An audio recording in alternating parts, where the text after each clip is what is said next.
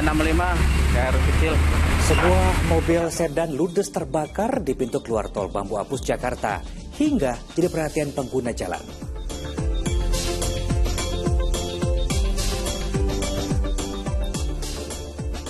Curah hujan tinggi memicu terjadinya banjir di permukiman warga di Pekalongan, Jawa Tengah dengan ketinggian mencapai 1 meter.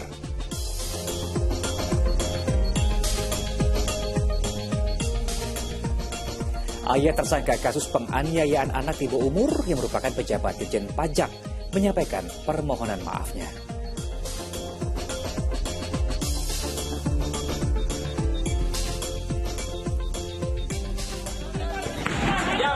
Cepat! Lari, lari! Isu penculikan anak memicu kericuhan hingga menewaskan 4 orang warga.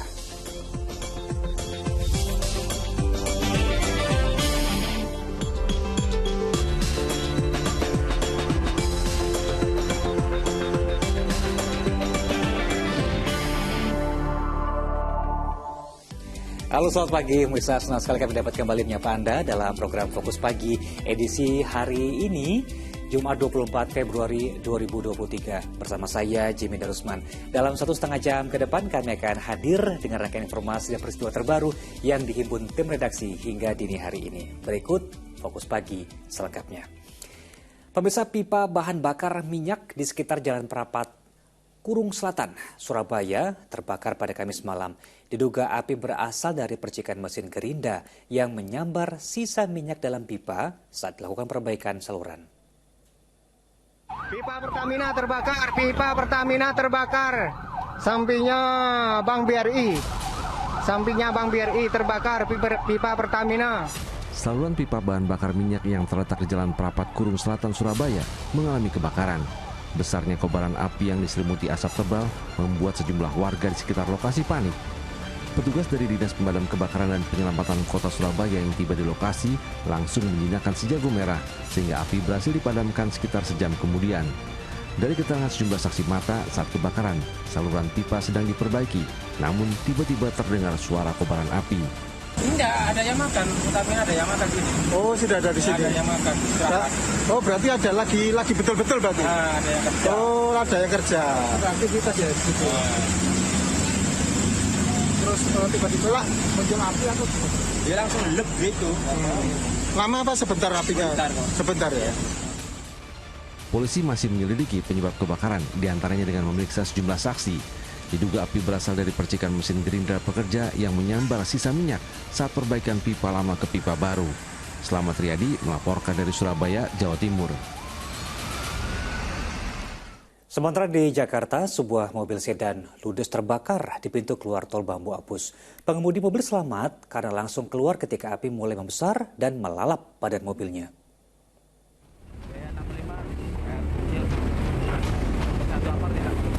Kobaran api dengan cepat melalap sebuah mobil sedan di pintu keluar tol Bambu Apus, Cipayung, Jakarta Timur, Kamis siang. Sempat terjadi sejumlah ledakan sehingga membuat pengendara lain panik. Amukan si jago merah berhasil dipadamkan petugas pemadam kebakaran, namun mobil rusak parah akibat dimakan api. Sebelum terbakar, pengemudi mobil sempat mencium bau asap. Namun karena berada di tengah kemacetan, ia tidak curiga. Pas sampai sini, terus keadaan pas keluar macet, di depan ada mobil. Tiba-tiba ada bunyi tak, baru mobilnya mati, langsung bunyi dar, berapi, semuanya mati. Terus langsung berapi itu dari dalam bagian kaki-kaki yang kolong dashboard itu udah ada apinya. Diduga kebakaran disebabkan korsleting listrik di bagian mesin mobil.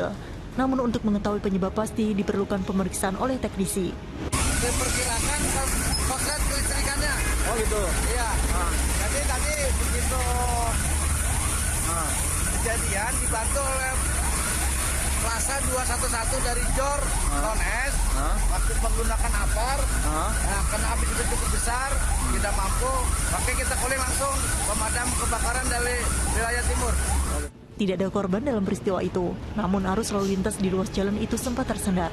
Muhammad Subadri Arifki melaporkan dari Jakarta. Lain lagi di Jawa Tengah berikut ini, sebuah toko pakan ternak di Magelang terbakar pada Kamis sore. Akibatnya seorang pemilik toko tewas dalam insiden tersebut. sebuah toko penyedia pakan ternak di Desa Gulon, Kecamatan Salam, Magelang, terbakar. Pemadaman api yang dilakukan petugas gabungan terkendala lantaran pintu toko dalam keadaan terkunci. Setelah 1,5 jam kemudian, pintu toko berhasil dibuka. Petugas pun langsung melakukan pemadaman. Setelah api padam, petugas menemukan pemilik toko di antara tumpukan pakan ternak. Korban langsung dievakuasi ke Rumah Sakit Umum Daerah Muntilan. Naasnya, ia mengembuskan napas terakhir di rumah sakit lantaran diduga kehabisan napas. Menurut petugas, api berasal dari belakang toko yang bersamaan dengan kepulan asap. Dengan cepat kepulan asap mengarah ke bagian depan bangunan. Kasusnya masih dalam penanganan Polresta Magelang.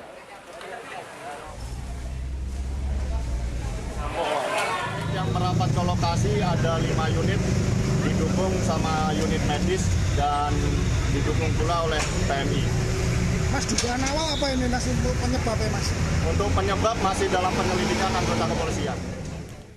Ya, insiden kebakaran nampaknya harus menjadi perhatian kita karena ini juga melanda di wilayah Sulawesi Tenggara. Bahkan 7 rumah warga di permukiman padat penduduk di kota Bau-Bau jadi korbannya. Diduga berasal dari terbakarnya salah satu kompor kayu rumah warga.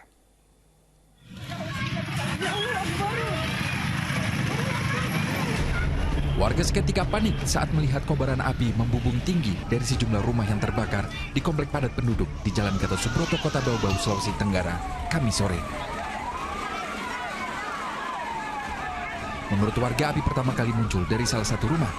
Banyaknya bahan yang mudah terbakar disertai angin kencang membuat api dengan cepat membesar dan merembet ke bangunan lainnya. Api diduga berasal dari kompor kayu salah satu rumah warga. Bahwa itu penyebabnya mereka menggunakan alat masak pakai kayu. Nah, tadi kami konfirmasi mereka pakai kayu. Kebakaran berhasil dipadamkan setelah 8 unit mobil pemadam dikerahkan ke lokasi. Beruntung tidak ada korban jiwa dalam kejadian ini. Ilhor Syamsuddin melaporkan dari Bau-Bau, Sulawesi Tenggara. Kita beralih ke informasi lain, pemirsa. Diguyur hujan selama 2 jam, perumahan warga di Bekasi, Jawa Barat terendam banjir. Sementara khawatir mogok, pengendara terpaksa memutar arah kendaraan menyusul banjir setinggi 30 cm merendam Joglo, Kembangan, Jakarta Barat. Beginilah kondisi jalan strategi raya Joglo, Kembangan, Jakarta yang tertutup banjir pada Jumat dini hari ini. Selain hujan deras, meluapnya air kali Kebiuran mengakibatkan banjir hingga merendam jalan strategi raya. Ketinggiannya mencapai 30 cm, membuat sejumlah pesepeda motor terpaksa memutar balik kendaraannya mencari jalan yang lebih aman dari banjir.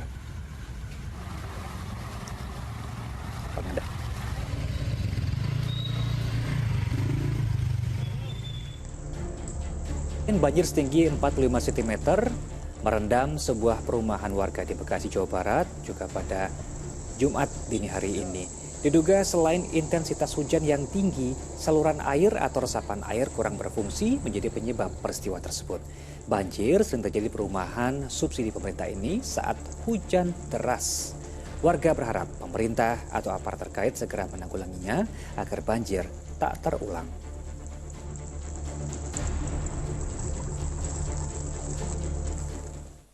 Hal tersebut juga terjadi di Jawa Tengah, pemirsa, di mana hujan dengan curah yang tinggi membuat permukiman warga di Pekalongan terendam banjir bahkan setinggi 1 meter. Sementara di Kabupaten Sika, NTT, puluhan warga nekat menyeberangi sungai yang meluap dan berarus deras. Ya ini guys, Tidak ada pilihan lain bagi warga selain nekat menerobos aliran sungai Lewolamba di Kabupaten Sika, Nusa Tenggara Timur agar bisa tiba di tempat tujuan Kamis siang. Sebagian lagi terpaksa menunggu dan berharap air sungai cepat surut. Meningkatnya aliran sungai Lewolamba terjadi sejak hujan yang berlangsung terus-menerus selama beberapa jam di Kabupaten Sika. Di Pekalongan, Jawa Tengah, curah hujan tinggi menyebabkan sejumlah permukiman terendam banjir. Kondisi itu diperparah oleh meluapnya Kali Bremi dan Kali Binatur. Ketinggian air bervariasi mulai dari 30 cm hingga 1 meter. Banjir terparah terjadi di wilayah Kampung Baru, Kelurahan Tirto, karena mesin pompa di wilayah itu tidak berfungsi. Karena hujan semalam sangat lebat sekali, jadi debit air tinggi, di kampung ini nggak punya mesin pompa besar. Jadi debit air ini naik sekitar 1 meter lebih.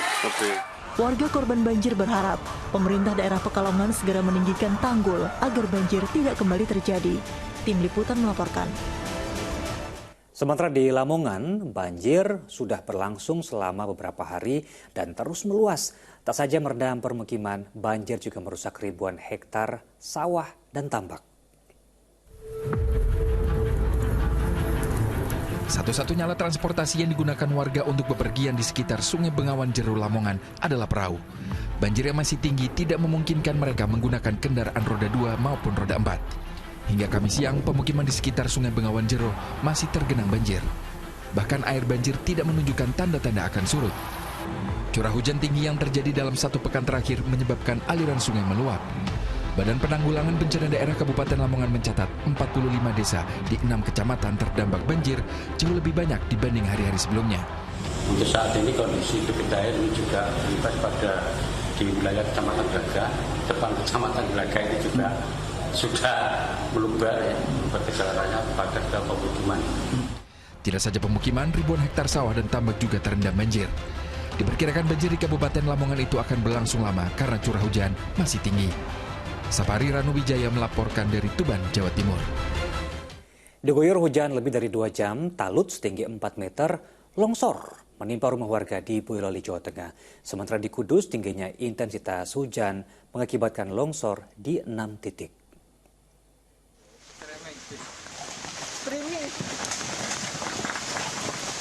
Pergerakan anak. Ya, inilah video yang menunjukkan detik-detik terjadinya longsor di belakang rumah warga Desa Menawan, Kudus, Kamis pagi. Tebing setinggi 25 meter itu longsor saat hujan masih mengguyur. Di Kudus, Jawa Tengah, intensitas hujan yang tinggi selama beberapa hari mengakibatkan longsor di 6 lokasi. Longsor di 5 titik lainnya juga menimpa rumah dan menutup akses jalan. Kamis siang, warga bersama relawan bahu-membahu menyingkirkan material longsor, baik yang menutup jalan maupun yang merusak perumahan. Tak ada korban jiwa dalam peristiwa ini.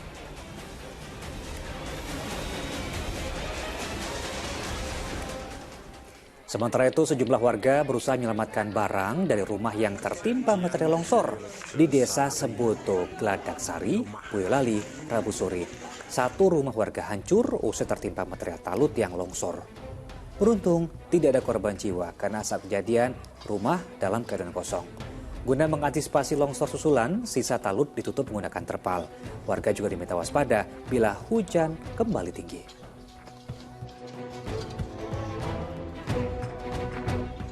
Di informasi lainnya, pemirsa, pencemaran laut akibat tumpahan bitumen aspal cair di perairan Nias Utara kian meluas. Perairan di 3 kecamatan terdampak pencemaran tumpahan aspal cair dari kandasnya kapal berbendera Republik Gabon. Pencemaran bitumen atau aspal cair di Laut Nias Utara yang berasal dari kapal kandas asal Republik Gabon meresahkan warga di kawasan perairan Nias Utara. Pencemaran tumpahan bitumen kini meluas hingga mencapai radius 70 km dari titik terdamparnya kapal. Sedikitnya perairan di 3 kecamatan terimbas pencemaran ini. Tidak hanya merusak ekosistem biota laut, para nelayan pun tidak bisa melaut. Bahkan wisata selancar di kawasan itu pun terimbas. Para peselancar memilih meninggalkan tempat ini untuk mencari tempat lain yang dianggap nyaman. Pemerintah setempat berharap perusahaan pengirim bitumen ikut bertanggung jawab menangani pencemaran laut. Ada beberapa dampak daripada itu, antara lain nelayan sudah di beberapa lokasi kecamatan itu tidak lagi melaut. Begitu juga yang paling disayangkan saat ini lokasi wisata di Kecamatan Nafulu, yaitu lokasi surfing, di mana hampir seluruh lautan yang ada di lokasi surfing itu sudah ada aspal. Kapal berbendera Republik Gabon bermuatan 1.900 ton bitumen aspal cair terdampar di perairan Nias Utara lebih dari sepekan lalu. Meski telah dilakukan perbaikan, posisi kapal semakin miring. Tuti Alawiyah Lubis melaporkan dari Nias Utara, Sumatera Utara. Di informasi lainnya, buntut dari aksi sekelompok penagih utang atau debt collector yang memaki-maki polisi saat mengambil paksa mobil seorang selebgram di Jakarta, 3 pria diamankan dari tempat yang berbeda-beda. Salah seorang diantaranya diringkus polisi di tempat persembunyian di Pulau Saparua, Maluku. Dengan dikawal ketat, anggota komplotan penagih utang yang aksinya meresahkan tiba di Bandara Soekarno-Hatta, Tangerang, Banten, Kamis siang. Pria berinisial LW itu diringkus di tempat persembunyiannya di Pulau Saparua, Maluku. Terduga pelaku kemudian dibawa ke ruang penyidik Subdit Resmo Polda Metro Jaya untuk menjalani pemeriksaan.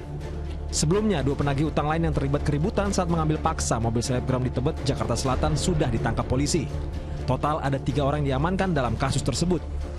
Tentu saja mengamankan salah satu pelaku yang sudah kita amankan di Pulau Saparua, Provinsi Maluku. Kami dari Subdit Resmo komitmen melaksanakan perintah Bapak Kapolda untuk melawan aksi premanisme. Sementara itu, Polda Metro Jaya akan menyediakan pusat panggilan bagi warga yang mengalami aksi kekerasan dan premanisme seperti yang dilakukan oleh komplotan penagih utang. Tindakan premanisme, persekusi, vigilante, dan sejenisnya. Kami akan melakukan penegakan hukum tanpa pandang bulu. Tidak boleh ada kelompok, tidak boleh ada perorangan yang melakukan tindakan-tindakan kekerasan dan seolah-olah dia berada di atas hukum. Akan berhadapan dengan saya nanti orang. Sebelumnya, aksi para penagih utang terekam tengah membentak dan memaki seorang bintara polisi saat melerai keributan ketika mereka mengambil paksa mobil pribadi selebgram Clara Sinta dengan dalih korban telat membayar cicilan. Tim Liputan melaporkan dari Tangerang, Banten, dan Jakarta. Baik, kita jeda dulu sejenak pemirsa. Usai kemendangan azan subuh untuk wilayah DKI Jakarta dan sekitarnya, kami akan kembali hadir dengan sejumlah informasi penting dan menarik lainnya. Di antaranya diawali isu penculikan anak, memicu kemarahan atau kericuhan hingga menewaskan 4 orang warga. Fokus Pagi segera kembali. Mama jalan saya.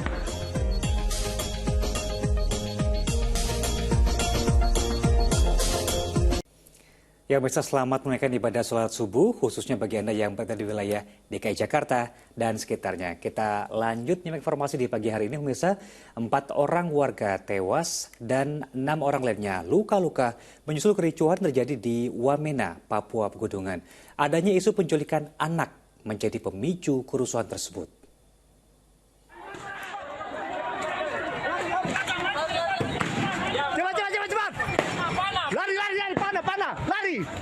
Sejumlah suara ledakan menyertai upaya petugas kepolisian yang berupaya membubarkan massa dan menyelamatkan warga dari kericuhan di Lantipo, Wamena, Papua Pegunungan.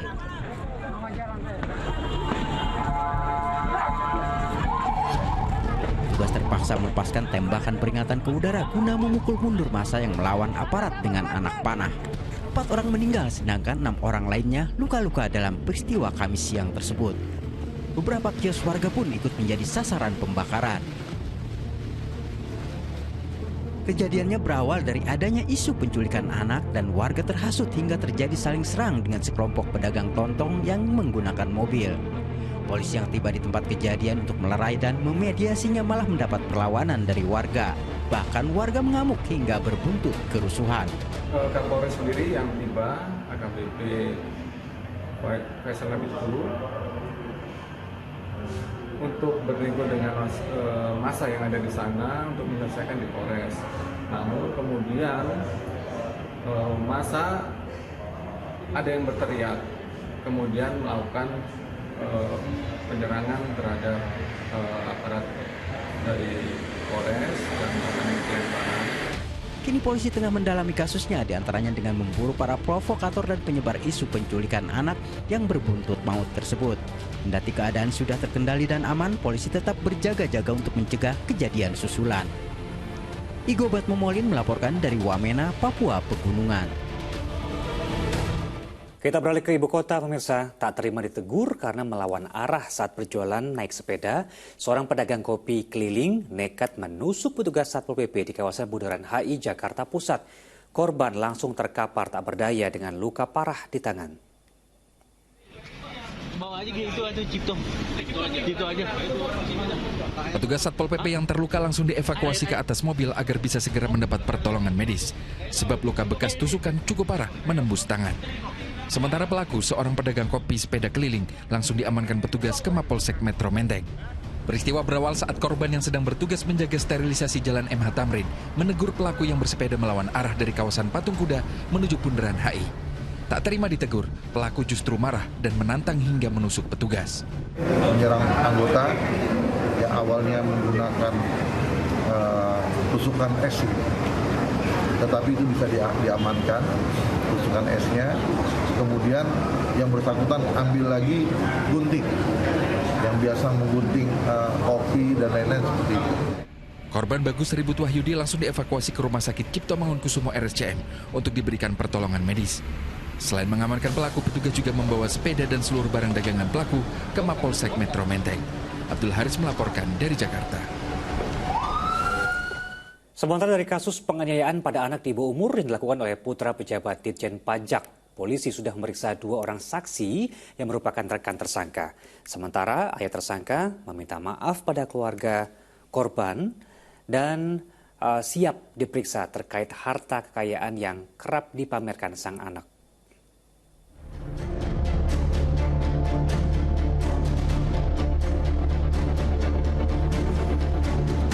Guna mengungkap kronologi penganiayaan yang dilakukan oleh putra pejabat Ditjen Pajak pada anak di bawah umur, Kamis pagi, polisi menggelar olah TKP di komplek perumahan kawasan Ulu Jami Pesanggerahan, Jakarta Selatan. Dari hasil olah TKP, penyidik mengamankan sebuah kamera CCTV yang mengarah ke lokasi kejadian. Polisi juga memeriksa 2 rekan tersangka terkait peran mereka sebelum, saat, dan setelah kejadian. Sementara itu, ayah dari Mario Dandi Satrio yang merupakan pejabat di Direktorat Jenderal Pajak Jakarta Selatan menyampaikan permintaan maaf atas perbuatan putranya pada korban dan keluarga. Dengan ini menyampaikan permintaan maaf kepada Mas David dan keluarga besar Bapak Jonathan, keluarga besar PBNU dan keluarga besar GP Ansor, dikarenakan perbuatan putra saya telah menyebabkan luka serius dan trauma yang mendalam.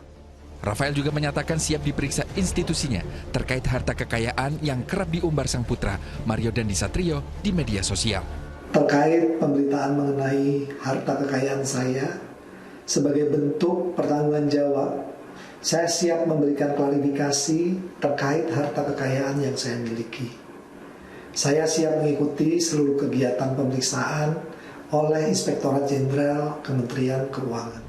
Polisi juga menyatakan tidak akan melihat latar belakang pelaku penganiayaan yang merupakan anak pejabat pajak Kementerian Keuangan. Tidak melihat latar belakang, tapi kita melihat daripada materi tindak pidana yang dia lakukan. Unsurnya terpenuhi, kita tahan, kita proses. Setelah ditetapkan sebagai tersangka, Mario Dandi Satrio ditahan di Polres Metro Jakarta Selatan dan terancam hukuman di atas 5 tahun penjara. Korban penganiayaan yang merupakan anak pengurus GP Ansor sempat tak sadarkan diri dan masih menjalani perawatan di Rumah Sakit Medika Permata Hijau, Jakarta Barat. Tim Liputan melaporkan. Kita beralih ke informasi lainnya. Diduga mengalami remblong, sebuah truk tronton bermuatan semen terjun bebas ke dasar jurang di kawasan Blitar, Jawa Timur. Truk yang terbalik membuat sopir truk sulit dievakuasi karena terjepit di balik kemudi. Truk terjun di dasar jurang dengan posisi terbalik. Naas sang sopir terjepit di balik kemudi.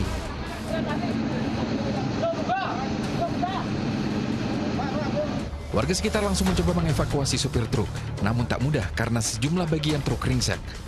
Kecelakaan tunggal ini bermula saat truk tronton yang dikemudikan Devis Eko Wahyu, warga Malang, Jawa Timur, melaju dari arah Malang. Saat tiba di desa Pagerwojo, Kesamben, Kabupaten Blitar, diduga truk alami remblong hingga sulit dikendalikan.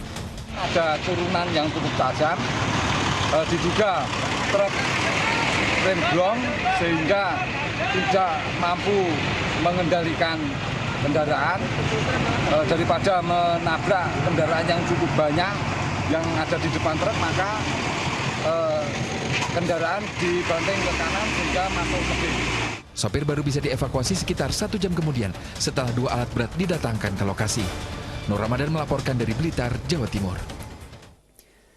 Pemirsa, penemuan jasad wanita di tengah kebun singkong yang menggunakan jas hujan gegerkan warga di Jawa Tengah. Simak informasi usai jeda.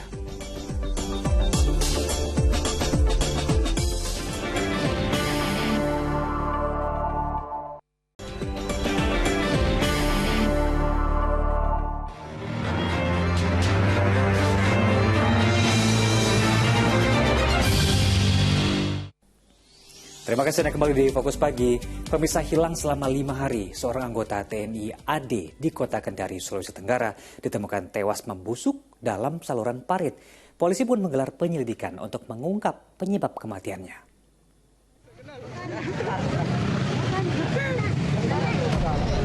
Polisi melakukan olah TKP di Jalan Brigjen M. Yunus, Kelurahan Bende, Kota Kendari, Sulawesi Tenggara, Kamis siang, tempat ditemukan jasad seorang anggota TNI Angkatan Darat. Warga menemukan mayat yang sudah membusuk itu ketika akan membuang sampah. Mau buang sampah, cium bau tidak sedap, jadi langsung lihat. Begitu udah periksa, udah pastikan jenazah ada motor, melapor ke kita sebagai RT di sini. Jadi kita tidak mau merapat dulu, telepon polisi duluan. Tapi karena rasa penasarannya kita mau lihat apakah betul manusia atau apa, kita lihat, wah sudah mulai banyak orang ini singgah begitu. Pemeriksaan di lokasi tersebut, polisi mendapati sepeda motor serta helm berlogo TNI milik korban. Dari identitas yang ditemukan, korban adalah seorang anggota TNI yang dilaporkan hilang 5 hari sebelumnya. Dari rekaman CCTV di dekat tempat korban ditemukan, diduga korban mengalami kecelakaan tunggal hingga masuk ke parit.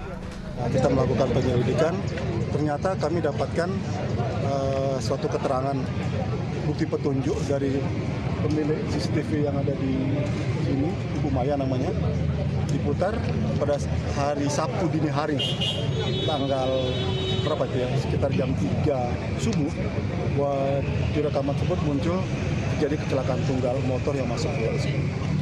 Polisi masih menyelidiki penyebab korban mengalami kecelakaan tunggal. Jenazahnya kemudian dibawa ke Rumah Sakit Bayangkara untuk diotopsi. Al-Ghazali Mahfud melaporkan dari Kendari, Sulawesi Tenggara. Sementara di Jawa Tengah, pemirsa, seorang karyawati pabrik kayu lapis ditemukan sudah tak bernyawa di sebuah kebun singkong di wilayah Batang. Diduga ia jadi korban kejahatan.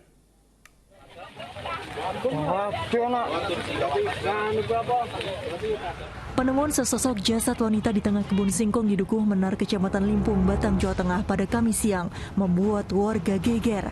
Jenazah didapati mengenakan pakaian lengkap dan jas hujan. Tidak ada luka, namun mulut wanita itu mengeluarkan busa. Dugaan sementara, kematiannya tidak wajar karena sepeda motor dan telepon genggamnya juga tidak ditemukan di tempat tersebut. Kondisinya nggak ada luka sih. Nggak ada luka? Nggak ada, cuman tangannya sudah terlengkung di seperti orang yang sudah meninggal. Terus mulutnya berbusa juga itu? Mulutnya berbusa. Kalau luka-lukanya bekas benda tumpul itu nggak ada. Sementara nggak berani buka sih, nggak berani buka jenazahnya itu nggak berani. Polisi yang menyelidiki mendapatkan identitas wanita bernama Mahfiroh itu merupakan karyawan pabrik kayu lapis di Desa Bandaran Banyu Putih yang bekerja pada waktu giliran malam hari dan seharusnya sudah pulang pada Kamis pagi. Untuk mengungkap penyebab kematiannya, jenazah wanita itu diotopsi di Rumah Sakit Umum Daerah Kalisari Batang oleh tim DVI Polda Jawa Tengah. Kami sudah datang ke lokasi, cek TKP, kemudian olah TKP bersama Satreskrim. Kemudian saat ini kita masih lakukan tindakan lebih lanjut, yaitu untuk diotopsi. Selain itu, polisi juga meminta keterangan sejumlah orang sebagai saksi. Kuncoro Wijayanto melaporkan dari Batang, Jawa Tengah. Di informasi lainnya, pemirsa, penertiban parkir liar di kawasan Rawamangun, Jakarta diwarnai kericuhan. Petugas terlibat adu mulut dengan penjaga keamanan rumah makan saat akan menderek mobil yang terparkir di bahu jalan. Ini badan jalan, bukan punya kamu ya. Saya tahu. Ya kok tahu? Ya udah, ikut saya. Nggak usah ini badan jalan. Saya juga punya kantor, bukan punya kamu ya. Weh bos, ini badan jalan, ini lampu merah. Seperti inilah kericuhan yang terjadi antara petugas suku dinas perhubungan Jakarta Timur dengan seorang penjaga keamanan sebuah rumah makan saat petugas hendak menindak minibus yang terparkir di ruas Jalan Wisma Jaya Rawamangun, Jakarta Timur. Penjaga keamanan mencoba mempertahankan mobil yang akan diderek. Polisi yang turut dalam razia penertiban parkir liar ini akhirnya menengahi keributan dengan menjelaskan kepada penjaga keamanan rumah makan. Masuk. Dari kemarin kayak gini mas. Lah sih kayak ngacet banget mas saya. Kamu dorong saya nggak? Dorong kan. Woi, nggak usah kayak gitu. Pada penertiban parkir liar di kawasan Jakarta Timur ini, sedikitnya 12 kendaraan ditindak petugas dengan penderekan karena menggunakan bahu jalan dan fasilitas umum sebagai tempat parkir. Ya, saya himbau kepada masyarakat ya yang memiliki roda 4 maupun roda 2 agar ya patuh pada saat parkir ya di wilayah-wilayah Jakarta. Razia parkir liar akan terus dilakukan petugas lantaran membuat arus lalu lintas macet. Sesuai Perda Nomor 5 Tahun 2014 tentang transportasi jalan, perkereta apian, perairan dan udara, pengendara yang melanggar dikenakan sanksi denda sebesar Rp500.000. Muhammad Subadri Arifki melaporkan dari Jakarta. Pemirsa, tindak kekerasan berupa perundungan atau bullying terhadap 2 orang siswi di salah satu SMA di Kabupaten Bandung viral di media sosial. Diduga pelaku berjumlah lebih dari 3 orang yang tak lain adalah teman korban di sekolah. Tindak kekerasan sejumlah siswi sekolah menengah atas terhadap 2 temannya viral di Jagadmaya. Tak hanya dibully, korban mengalami luka di bagian kepala dan dada akibat dipukuli oleh para pelaku. Pihak sekolah membenarkan kejadian ini yang terjadi pada 17 Februari lalu. Meski masih mengenakan seragam, aksi kekerasan ternyata terjadi di luar lingkungan sekolah. Benar kejadian itu terjadi, cuma yang jadi persoalannya bahwa saya punya argumen bahwa sekolah tidak bisa memperhatikan anak 1 kali 24 jam. Itu kejadiannya yang pertama di luar KBM, hari Jumat kalau nggak salah sekitar jam 2. Bahkan itu juga di luar lingkungan sekolah. Meski belum ada laporan, kasus perundungan ini sudah dalam penyelidikan kepolisian, diantaranya dengan meminta keterangan sejumlah saksi termasuk korban perundungan. Sampai dengan saat ini sudah kami mintai keterangan, namun kemarin saat kami undang, para pihak membuat pernyataan bahwasanya perkaranya tidak ingin dilanjutkan ke dalam tahap penyidikan. Ironisnya, motif dibalik peristiwa perundungan dipicu masalah sepele. 4 orang pelaku merasa tersinggung dengan postingan kedua korban di media sosial. Muhammad Abbas melaporkan dari Bandung, Jawa Barat. Sementara di Deli Serdang, Sumatera Utara, diduga akibat sering menonton video porno atau konten dewasa, seorang remaja 17 tahun nekat memperkosa dan membunuh bocah berusia 4 tahun.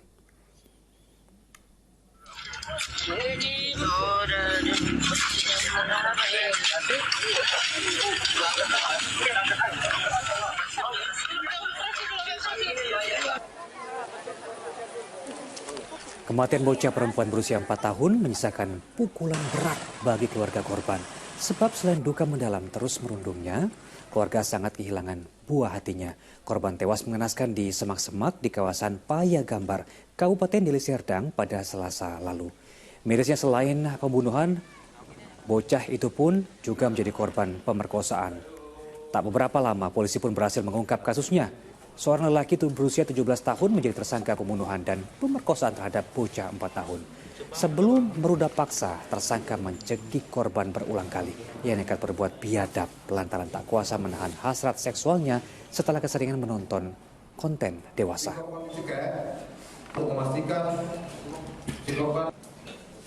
Di informasi lain, pemirsa, terpergok hendak mencuri sepeda motor milik pengunjung minimarket di wilayah Jonggol, Kabupaten Bogor.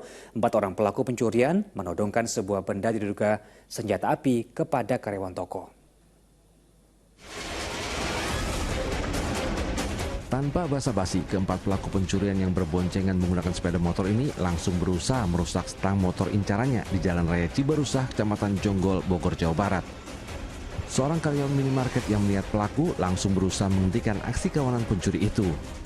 Pelaku pencurian yang terpergok langsung mengeluarkan sebuah benda yang diduga senjata api kepada karyawan minimarket. Karyawan yang ketakutan langsung berusaha menyelamatkan diri dan masuk ke dalam minimarket. Sementara keempat pelaku kabur meninggalkan sepeda motor korban. Saat ini kita melakukan penyidikan, kemudian kita mencari keterangan, kemudian korbannya juga belum sempat untuk melapor ke Polsek. Nah itu Pak, ada sempat mengacungkan senjata, itu benar atau gimana Pak? Kita dalam penyelidikannya. Hingga saat ini pihak kepolisian sektor Jonggol masih mengejar keberadaan pelaku dan memeriksa sejumlah saksi. Asep Solihin melaporkan dari Kabupaten Bogor, Jawa Barat. Majelis Hakim Pengadilan Tipikor memvonis 15 tahun penjara terhadap terdakwa Surya Darmadi dalam kasus korupsi dan pencucian uang. Vonis tersebut jauh lebih ringan dari tuntutan jaksa, yakni hukuman seumur hidup dan bayar uang pengganti sebesar 86 triliun rupiah.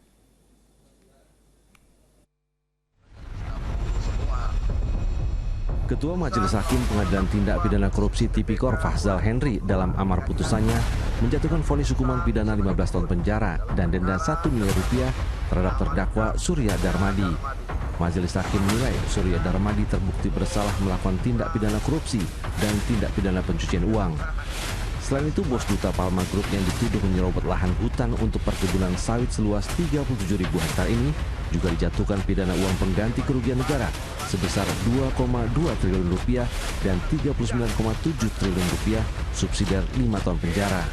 3. Menyatakan terdakwa Surya Darmadi telah terbukti secara sah dan meyakinkan bersalah melakukan tindak pidana korupsi dan pencucian uang sebagaimana dalam dakwaan K1 primer dan dakwaan K3 primer penuntut umum.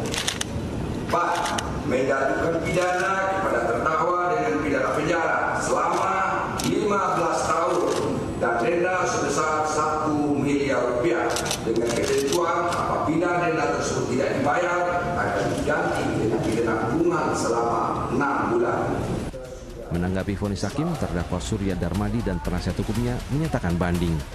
Vonis yang dijatuhkan majelis hakim jauh lebih ringan daripada tuntutan jaksa penuntut umum yang menginginkan terdakwa dijatuhi hukuman seumur hidup dan denda 77 triliun rupiah dan 8 juta dolar Amerika. Abdul Haris, Freddy Cahya, dan Gilang Robi melaporkan dari Jakarta. Masih dari kasus hukum, terdakwa perintangan penyidikan kasus pembunuhan berencana Brigadir Yosua, Arif Rahman divonis hukuman 10 bulan penjara. Vonis yang ditetapkan hakim juga jauh lebih ringan dari tuntutan jaksa penuntut umum.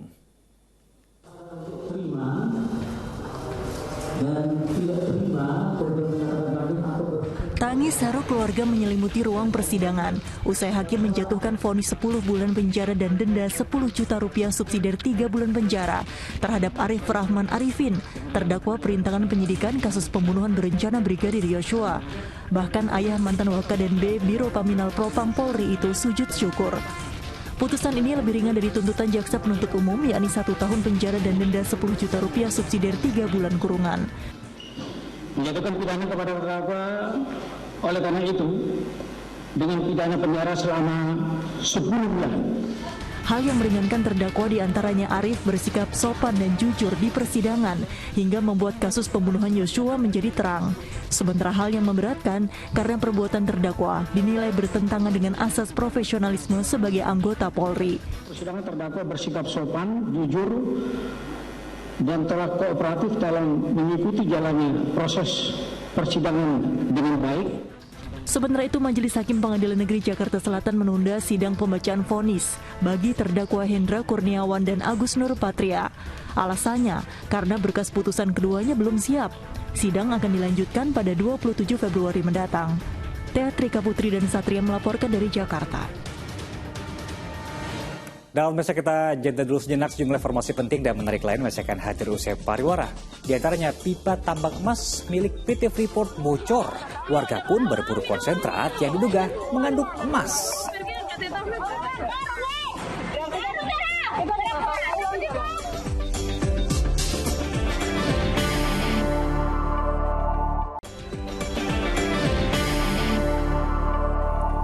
Anda kembali di Fokus Pagi, pemirsa. Pipa konsentrat tambang emas milik PT Freeport di Mile Point 34 bocor. Nah, mengetahui peristiwa kebocoran tersebut, warga pun berbondong-bondong berburu mengambil konsentrat yang diduga mengandung emas.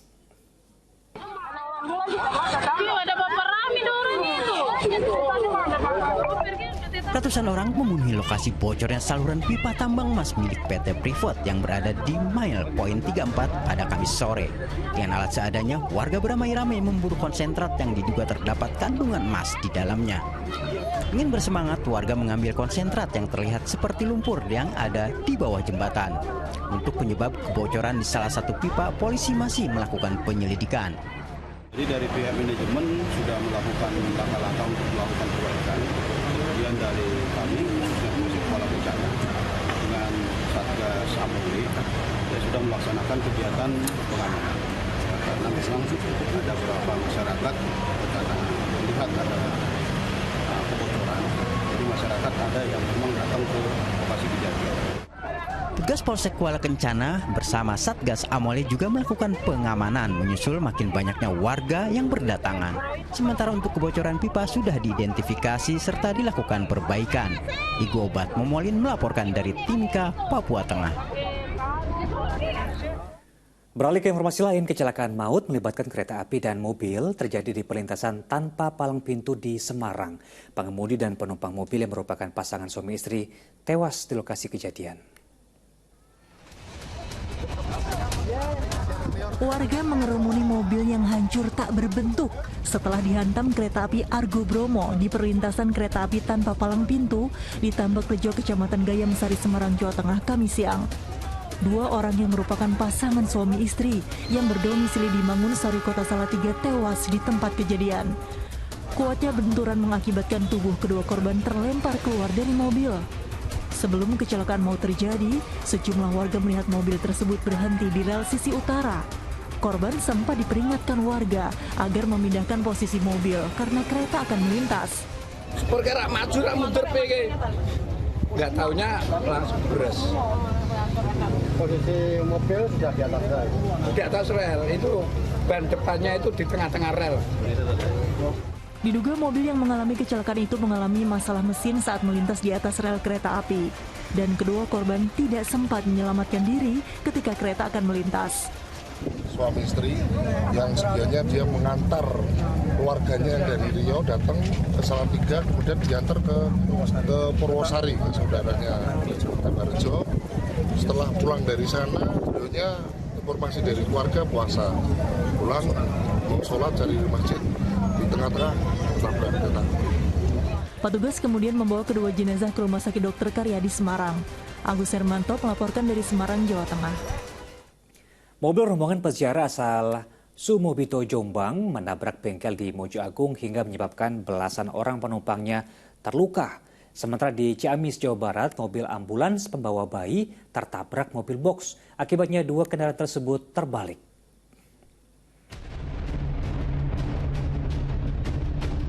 Dalam rekaman kamera pengawas, terlihat mobil ambulan tertabrak mobil box di persimpangan Jalan Jenderal Sudirman, Ciamis, Jawa Barat, Kamis siang. Diduga tabrakan terjadi karena sopir mobil ambulan menerobos lampu merah tanpa memperhatikan kendaraan yang datang dari arah samping. Akibat tabrakan yang cukup keras, mobil ambulan dan mobil box terbalik. Tadi ambulan dari arah utara mengarah ke selatan, mengarah ke Taman Lokasana. Posisi lampu merah, traffic light yang dari arah utara posisi lampu merah. Sedangkan dari arah barat menuju timur yang ada truk itu posisi sudah hijau. Bayi berumur 3 hari yang berada dalam mobil ambulan selamat, sementara sopir menderita luka ringan. Sopir mobil box maupun sopir ambulan saat ini dalam pemeriksaan Satlantas Polres Ciamis. Kecelakaan juga terjadi di kawasan Mojo Agung, Jombang, Jawa Timur. Mobil pengangkut rombongan peziarah ringsek setelah menabrak bengkel. Sebanyak 14 penumpang mengalami luka-luka lalu dilarikan ke RSUD Jombang. Kecelakaan bermula ketika minibus yang melaju dari arah Jombang menabrak pembatas jalan dan trotoar. Tak berselang lama, minibus tersebut diseruduk bus yang melaju kencang dari belakang hingga menabrak bengkel. Tim Liputan melaporkan. Di informasi lainnya, meski telah ditetapkan KLB, kejadian luar biasa difteri oleh Pemda Garut, aktivitas warga di Desa Sukahurip belum sepenuhnya menjalankan protokol kesehatan. Saat ini jumlah penderita difteri mencapai 6 orang yang masih dirawat di rumah sakit. Genjot imunisasi dan penerapan protokol kesehatan telah diperintahkan Dinas Kesehatan Garut pasca penetapan kejadian luar biasa penyakit difteri di Desa Sukahurip. Namun sebagian warga belum menerapkan prokes. Para siswa juga ada yang sebagian beraktivitas di sekolah tanpa menggunakan masker. Kami untuk sementara ini sudah memerintahkan untuk di lokasi yang di TKP ya untuk sementara untuk memakai masker. Kedepannya mungkin RT RW dan kader harus segera mengkoordinasikan dengan desa langsung membawa ke posko ya. Kami membuat posko di desa juga. Kini jumlah pasien difteri yang dirawat di rumah sakit di Garut bertambah total mencapai 6 orang. Meski demikian, Wakil Menteri Kesehatan mengatakan kasus difteri segera teratasi dengan gencarnya imunisasi. Difteri sudah kita atasi untuk beberapa kejadian yang ada. Ini sebabnya karena beberapa penurunan kasus vaksinasi beberapa waktu yang lalu, tapi mudah-mudahan ke depan ini kasusnya semakin lama semakin turun dan akan segera teratasi. Status KLB ditetapkan dalam jangka waktu 10 bulan mulai Februari hingga November 2023. Terdeteksinya warga yang terkena difteri berawal saat Dinas Kesehatan Jawa Barat melakukan penyelidikan epidemiologi serta melakukan identifikasi kasus ke klinik para korban dirawat. Guna pencegahan, Dinkes Jabar kini tengah memaksimalkan imunisasi difteri pada anak-anak usia 15 tahun ke bawah. Petugas kesehatan juga sedang menelusuri kasus serupa yang dikhawatirkan terjadi di daerah lainnya. Difteri merupakan infeksi bakteri yang cukup serius dan rentan menyerang anak-anak. Maka dari itu para orang tua penting untuk mengenali gejala difteri yang muncul pada anak agar segera mendapatkan perawatan medis. Tim Liputan melaporkan.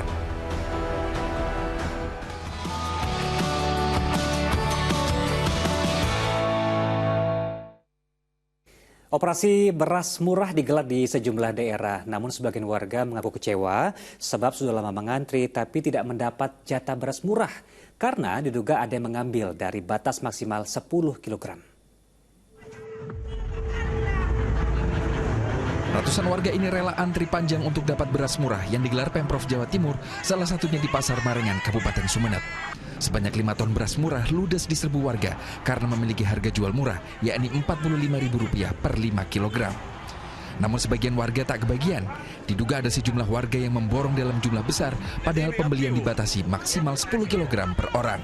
Oh, ada warga lebih dari 2, ada tanggapan atas itu, beli lebih dari 2, tanggapannya bagaimana? Untuk itu kami belum siap untuk itu, untuk dijawab, ngapunten. Di Harjamukti, Kota Cirebon, Jawa Barat, operasi pasar beras murah mendapat respon besar dari masyarakat. Tak ada antrian yang teratur, warga justru saling berebut ke meja petugas. Kurangnya informasi terkait adanya kupon pembelian membuat juga sebagian warga pulang dengan tangan kosong. Nggak kebagian sih, ya bilangnya ada kuponnya, saya nggak tahu kuponnya dari mana ya. Ibu nggak dapat kuponnya? Iya, nggak dapat. Terus tadi antri lama nggak dapat? Tetap aja nggak dapat. Dan kupon itu seperti apa, Bu? Itu untuk beras? kecamatan dan kelurahan, kami serahkan kecamatan kelurahan yang lebih tahu. Iya, karena keterbatasan nanti. Sementara di Kota Bandung, ratusan ibu rumah tangga rela mengantri sejak pagi di halaman kantor Kecamatan Bandung Kidul. Beras yang disediakan sebanyak 20 ton ludes dalam waktu beberapa jam saja. Warga dibatasi beli beras maksimal 10 kg. Operasi pasar beras murah diadakan pemerintah untuk menekan inflasi dan menekan harga beras di pasaran yang kerap kali naik jelang Ramadan. Tim Liputan melaporkan. Pemirsa, sebulan jelang Ramadan, seperti biasa harga kebutuhan pokok di sejumlah pasar ini sudah mulai mengalami kenaikan. Di Pasar Palmerah, Jakarta misalnya, kendati harga sejumlah bumbu ada yang turun, namun bawang putih dan kemiri justru melonjak di kisaran Rp20.000 per kilogramnya.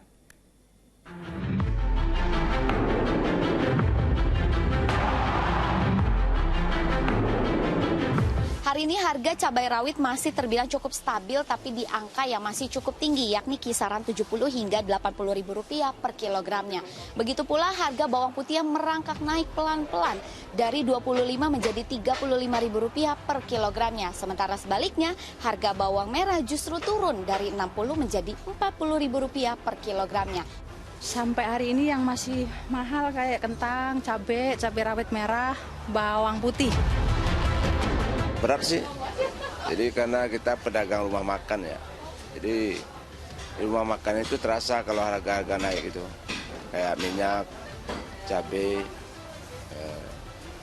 rata-rata banyak naik lah barang ini yang kita butuhkan. Dan yang tak disangka terjadi pada harga kemiri yang naik cukup drastis dari Rp40 menjadi Rp60.000 per kilogramnya.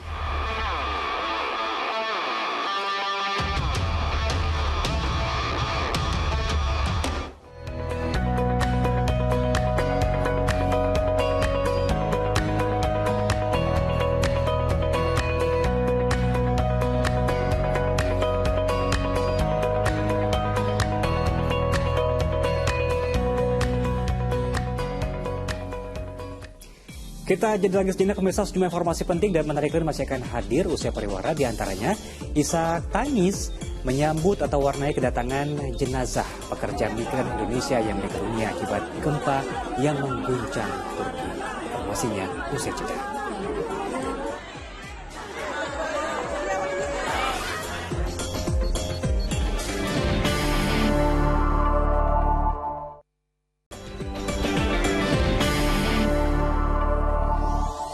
Suasana haru iringi kedatangan 2 jenazah WNI korban gempa di Turki, Niwayan Supini asal Bali, serta Irma Lestari asal Lombok Timur, NTB.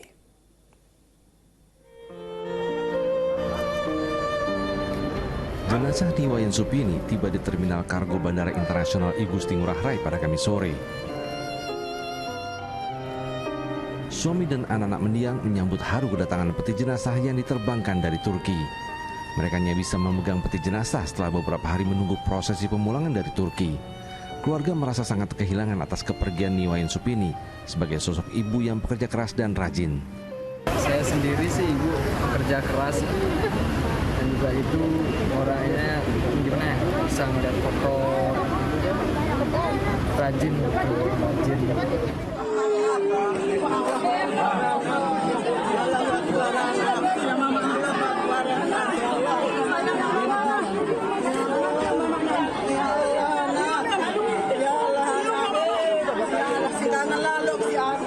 Isak tangis juga menyambut kedatangan jenazah Irma Lestari, pekerja migran Indonesia yang juga meninggal dunia akibat gempa yang mengguncang Turki. Dari kecil anak ini kita merepotkan orang tua.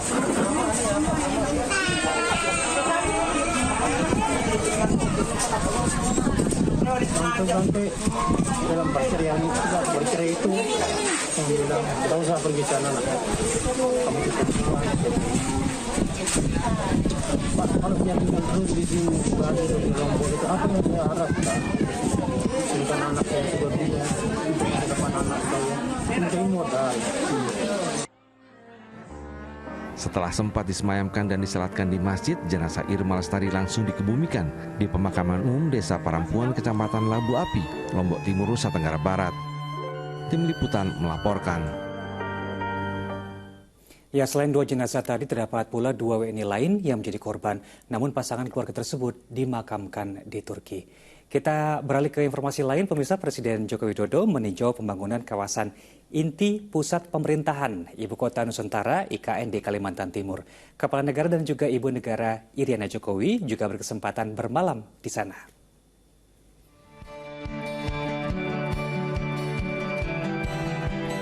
Di kawasan inti pusat pemerintahan IKN, Presiden dan Ibu Negara Iriana Jokowi bermalam di sebuah glamor camping atau lebih dikenal dengan sebutan glamping. Ini merupakan kali kedua Presiden Jokowi menginap di IKN. Sejumlah 17 unit kamar berbentuk kabin berkonsep ekowisata untuk memberikan pengalaman dan merasakan Nusantara sebagai kota di tengah hutan. Para peminat bisa mencoba untuk merasakan bagaimana di glamping atau glamour camping dengan standar-standar yang baik ya ada di Nusantara ini. Tentu nantinya akan kita tata ulang ya sesuai dengan nanti kemajuan perkembangan dari progres dari masing-masing hunian dan bangunan dan fasilitas. Tapi tentu kita akan ciptakan lagi spot-spot seperti ini. Ekoturism akan menjadi salah satu dari paroh dari kota ini ke depan. Sebelumnya Presiden Joko Widodo memantau pembangunan Istana Presiden di Sepaku Penajam, Pasar Utara.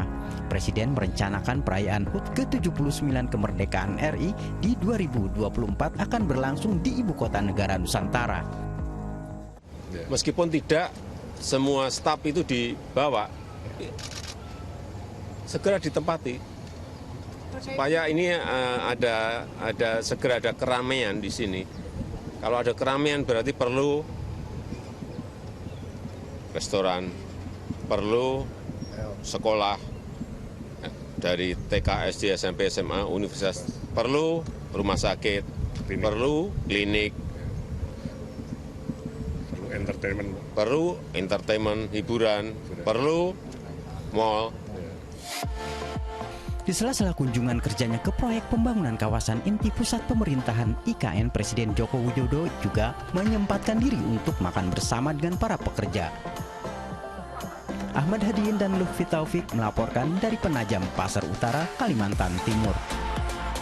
Kita beralih ke informasi lain. Rangkaian komunikasi politik jelang pemilu 2024 di tubuh Koalisi Perubahan terus berlanjut setelah kunjungan Ketua Umum Partai Nasdem Surya Paloh ke markas Partai Demokrat Kamis kemarin, Partai Keadilan Sejahtera (PKS) resmi mendeklarasikan Anies Baswedan sebagai bakal calon presiden di Pilpres 2024. Partai Keadilan Sejahtera Kamis siang resmi mendeklarasikan Anies Baswedan sebagai calon presiden pada Pilpres 2024 mendatang. Acara yang digelar di kantor DPP PKS di kawasan TB Simatupang, Jakarta ini, Presiden PKS Ahmad Saihu mengatakan pencalonan Anies ini diputuskan melalui musyawarah Majelis Syuro PKS. Proses musyawarah Majelis Syuro yang ke-8 pada hari ini, alhamdulillah. Pembahasan itu mengerucut bahwasanya sosok yang dimaksud pada musyawarah Majelis Syuro yang ke-7 itu jatuh pada Anies Rashid Baswedan. Anies Baswedan menyatakan dukungan PKS terhadap dirinya menjadi babak baru perjuangannya. Dan kerjasama dengan PKS bukanlah hal yang baru, karena pada 2016 lalu ia diminta maju untuk menjadi calon gubernur di ajang Pilkada DKI Jakarta 2017. Kami merasa sangat terhormat untuk secara resmi menerima pencalonan sebagai calon presiden Republik Indonesia tahun 2024-2029 dari Partai Keadilan Sejahtera. PKS menjadi partai kedua di tubuh Koalisi Perubahan yang resmi mendeklarasikan dukungannya kepada mantan Gubernur DKI Jakarta itu, menyusul Partai Nasdem yang telah mendeklarasikan Anies pada Oktober tahun lalu. Sementara itu pertemuan antara Ketua Umum Partai Nasdem Surya Paloh dengan Ketua Umum Partai Demokrat Agus Harimurti Yudhoyono berbalut jamuan makan siang berlangsung di DPP Partai Demokrat Menteng, Jakarta Pusat. Pertemuan membahas sejumlah isu kebangsaan dan pandangan partai yang tergabung dalam Koalisi Perubahan. Menyinggung seputar calon pendamping Capres Anies Baswedan, Surya Paloh menyatakan AHY pantas dan cocok sebagai pendamping Anies. Lihat aja orang yang berdiri sebelah saya ini.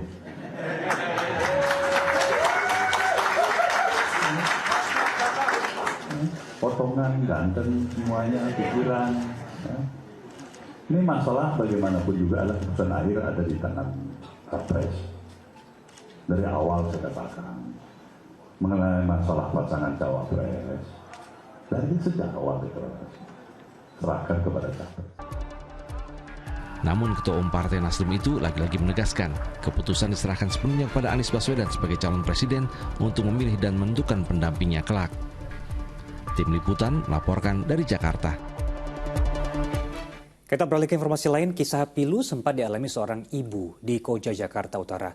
Gara-gara tak sanggup membayar biaya persalinan, bayi yang baru dilahirkannya sempat ditahan di sebuah klinik hampir 1 bulan. Ditemui di rumah kontrakannya kawasan Tugu Utara Koja, Jakarta Utara, seorang ibu bernama Erika Ratnasari mengungkapkan ia sempat tidak bisa bertemu dengan buah hati yang baru dilahirkannya selama hampir 1 bulan di klinik kawasan Jalan Tipar Cakung, Semper Barat, Cilincing. Penyebabnya karena keluarga tak bisa membayar biaya persalinan sebesar Rp3.500.000. Saya digituin, emang saya nggak bisa dikasih 3,5 itu sama dia, harus dapat uang secepat mungkin, kalau enggak ya anak saya adopsi, saya kasih orang. Selama 28 hari setelah lahiran ibu nggak ketemu anak, gimana sih Bu? Ya Allah Pak, gimana ya seorang ibu habis lahiran ditanya sama warga mana anak. Saya cuma bisa bohong anak saya sama mama saya di Sumatera, padahal itu nggak ada. Saya membohongi semua teman-teman saya. Mengetahui hal tersebut, seorang pengacara pun melayangkan somasi terhadap bidan klinik. Akhirnya pada 14 Februari, sang bayi bisa diambil. Kita ada dugaan ke sana. Kenapa? Karena jelas banget untuk perihal yang pertama, adopsi yang dilakukan adalah ilegal. Karena yang namanya adopsi itu banyak banget dari peraturan pemerintah itu, peraturannya seperti apa itu ribet sampai ke dinas sosial harusnya gitu. Hingga kini bidan klinik tersebut belum memberi konfirmasi dengan alasan sedang berada di luar kota. Arafah Supandi melaporkan dari Jakarta. Di informasi lain, Jaksa Penuntut Umum JPU sidang lanjutan tragedi Kanjuruhan menuntut 3 terdakwa oknum kepolisian 3 tahun penjara.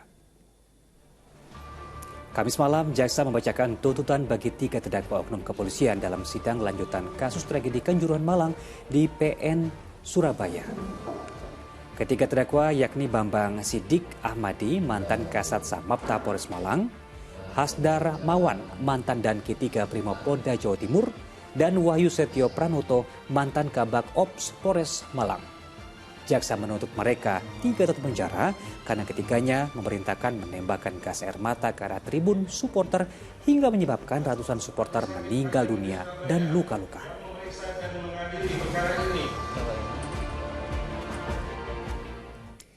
Pemirsa, Persib Bandung memetik kemenangan tipis 1-0 atas Arema FC. Mark Lok jadi pahlawan Maung Bandung dan membuat perburuan gelar juara BRI Liga 1 makin sengit.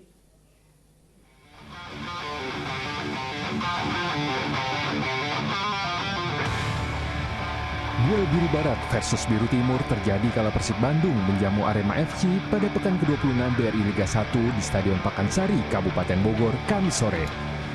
Mengincar kemenangan untuk bersaing di perebutan gelar juara, Maung Bandung tampil menyerang dengan mengandalkan David Da Silva dan Ciro Alves di lini serang. Namun tangguhnya lini belakang Singoedan membuat Persib kesulitan mencetak gol. Gemburan Persib terus berlanjut di babak kedua, tapi tak kunjung berbuah gol. Gol yang ditunggu Pangeran Biru akhirnya tercipta lewat kaki Mark Lok. Tendangan jarak jauh pemain naturalisasi itu menembus gawang Arema tanpa mampu dihalau kiper Teguh Amiruddin. Skor 1-0 bertahan hingga wasit meniup peluit akhir. Dengan kemenangan ini, Persib menggusur Persija dari urutan 2 klasemen, sedangkan Arema FC masih tertahan di papan tengah. Panitia mengebut sejumlah persiapan jelang laga Powerboat F1 di Danau Toba. Bahkan para peserta balap boat internasional juga mulai turun ke kawasan Danau Toba.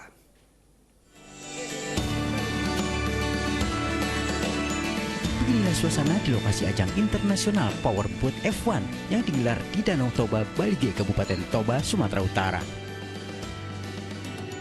Warga sejak pagi sudah mulai berdatangan ke venue untuk melihat uji coba boat yang akan diturunkan ke danau dengan menggunakan kren atau alat berat yang sudah disiapkan di bibir Danau Toba. Panggung utama tribun penonton juga tampak clear dan siap menerima penonton mulai tanggal 24 hingga 26 Februari dengan pengamanan ketat dari aparat TNI Polri.